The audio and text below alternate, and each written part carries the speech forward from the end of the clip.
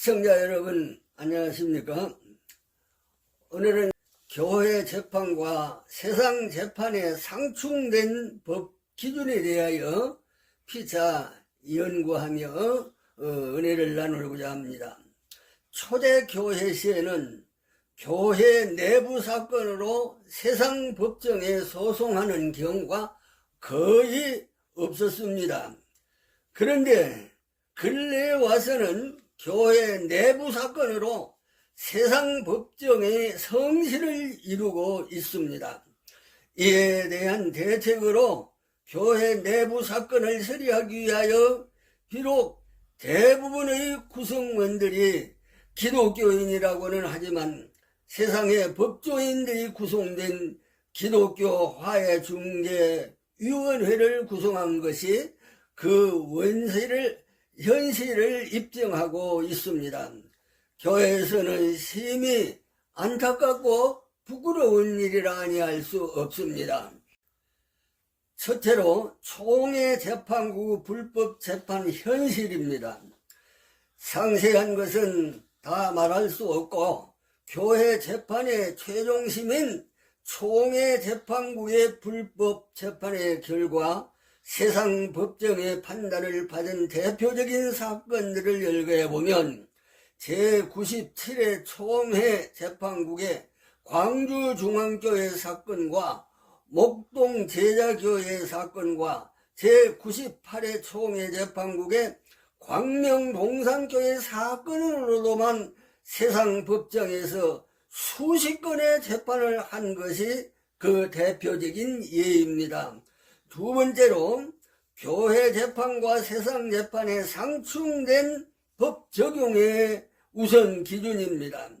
정교 분리의 원칙에 의하여 세상 법정에서는 교회 내부의 재판 사건이나 교리 관한 사건은 사법 심사의 대상에서 제외하는 것은 다행한 일이라 하겠습니다. 그러나 행정 절차상의 문제 등을 사법심사의 대상으로 하면서 교회 재판 결과를 번복하는 경우에 대하여는 우려하지 않을 수 없습니다. 이에 관련하여 교회 재판의 법률 우선 기준으로 교회 규칙 정과는 노예 규칙을 우선하지 못하고 노예 규칙은 총회 규칙을 우선하지 못하고 총회 규칙은 교회 헌법을 우선하지 못한다는 상위법 우선의 원칙에 우선을 원칙으로 하고 있습니다. 하지만 세상 법정에서는 교회의 상위법인 교회 헌법보다 하위법인 교회 규칙 곧 정관을 우선하여 판결하므로 교회 헌법을 우선하는 교회 재판에서 패소한 자들이 교회 재판을 불복하고 교회 헌법보다 교회 정관을 우선하는 세상 법정으로 끌고 가서 법원이 교회 재판 판결을 번복하는 판결로 인하여 발생되는 갈등의 악순환을 치유할 길이 없습니다. 이와 관련하여 우려되는 현실로 분당의 우리 교회가 교회 헌법의 유임 목사는 시무기간을 만 70세까지로 정하고 있는데 교회 헌법 규정에 반하여 유임 목사는 6년마다 한 차례씩 공동회의를 해서 3분의 2 이상의 찬성을 받아야 계속 심의할 수 있다고 교회 정관을 만들어 놓고 이미 여러 번 공동회의를 해서 계속 심의를 하고 있는 일이 현실입니다. 만일의 경우 이와 같은 교회가 전국적으로 확산된다면 한국교회의 유임 목사 만 70세까지의 심의에 관한 교회 헌법 규정은 휴지 조각이 되고 각 교회마다 지각 변동이 발생할 것을 예고된 수순이라 아니할 수 없습니다. 셋째로 교회 재판 판결 사건을 세상 법정으로 끌고 가는 이유입니다. 상론한 바와 같이 교회 재판과 세상 재판의 법 규정 적용의 우선순위가 상충되는 것이 주요하고 있습니다.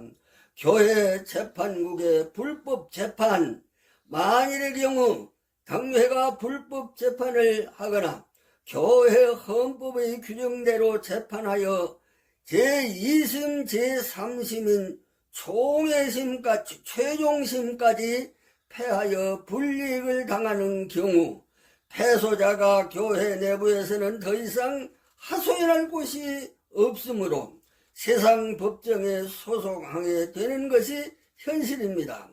두 번째로 법률로 상충된 우선 기준입니다. 교회 법정에서는 상위법 우선의 원칙에 의하여 하위법인 교회 규정 정관보다 상위법인 교회 헌법을 우선하여 적용하는 데 반해서 세상 법정에서는 최상위법인 교회 헌법을 배제하고 하위법인 교회 정관을 우선으로 적용하는 것이 갈등의 요인입니다.